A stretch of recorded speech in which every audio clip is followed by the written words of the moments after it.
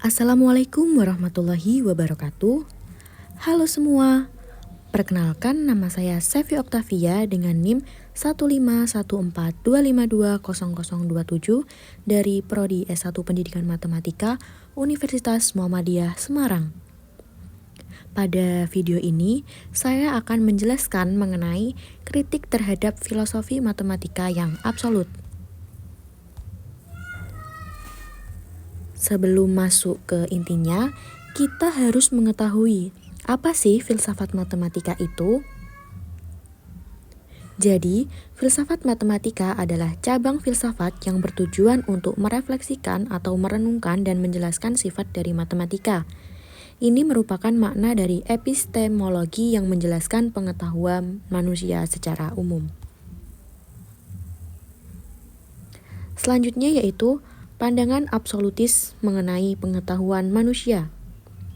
Pandangan absolutis mengenai pengetahuan matematika adalah bahwa pengetahuan tersebut pasti akan memiliki kebenaran yang tak dapat ditentang.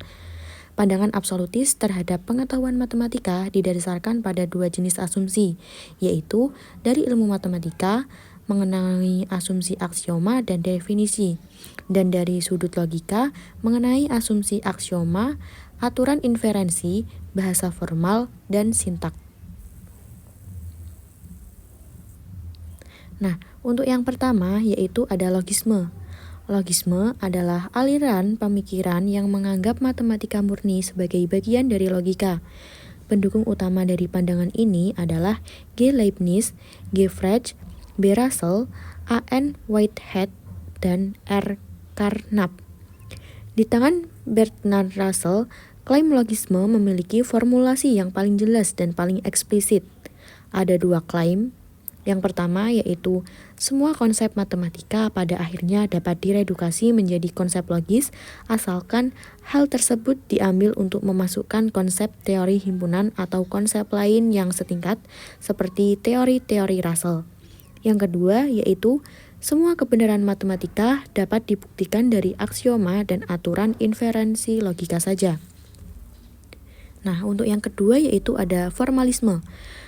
Formalisme adalah pandangan bahwa matematika adalah permainan formal yang tidak berarti dimainkan dengan tanda-tanda di atas kertas, tetapi mengikuti aturan. Jejak filsafat formalisme dari matematika dapat ditemukan dalam tulisan-tulisan uskup Berkeley. Tapi pendukung besar formalisme adalah David Hilbert, dilanjutkan G. von Neumann dan H. Carey.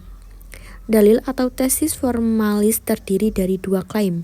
Yang pertama, matematika murni dapat dinyatakan sebagai sistem uninterpreted atau tidak ditafsirkan formal, di mana kebenaran matematika yang diwakili oleh teorema formal. Yang kedua yaitu keselamatan dari sistem formal dapat ditunjukkan dalam hal kebebasan mereka dari inkonsistensi dengan cara matematika.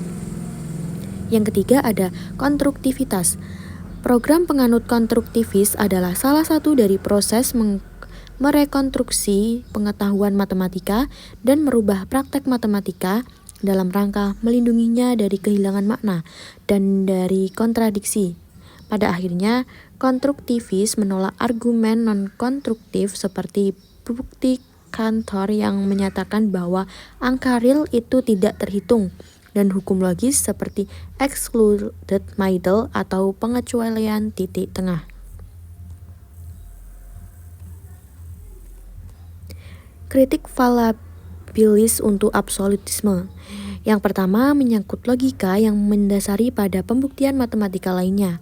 Pembentukan kebenaran matematika yaitu mendeduktifkan teorema dari seperangkat aksioma, membutuhkan asumsi lebih lanjut, yaitu aksioma dan aturan inferensi logika sendiri. Ini adalah asumsi yang tidak trivial dan tidak dapat dieliminasi untuk argumen di atas, yang tidak dapat diasumsikan pada masalah lingkaran setan, diperlakukan secara sama pada logika. Dengan demikian, kebenaran matematika tergantung pada logika mendasar sama seperti asumsi matematis. Dugaan lebih jauh dari pandangan absolut bahwa matematika pada dasarnya bebas dari kesalahan. Untuk yang pertama ada asumsi A. Asumsi A ini merupakan bukti bahwa mempublikasi matematikawan sebagai jaminan untuk menjelaskan kegunaan teorema prinsip akan diterjemahkan ke dalam bukti-bukti formal yang tegas. Kedua, asumsi B, yaitu formal yang ketat dapat diperiksa kebenarannya. Asumsi ketiga yaitu ada asumsi C, teori-teori matematika dapat secara valid diterjemahkan ke dalam serangkaian aksioma formal. 4. Asumsi D, konsistensi dari representasi dalam asumsi C dapat diperiksa. Sekian materi yang dapat saya sampaikan, semoga bermanfaat. Terima kasih. Wassalamualaikum warahmatullahi wabarakatuh.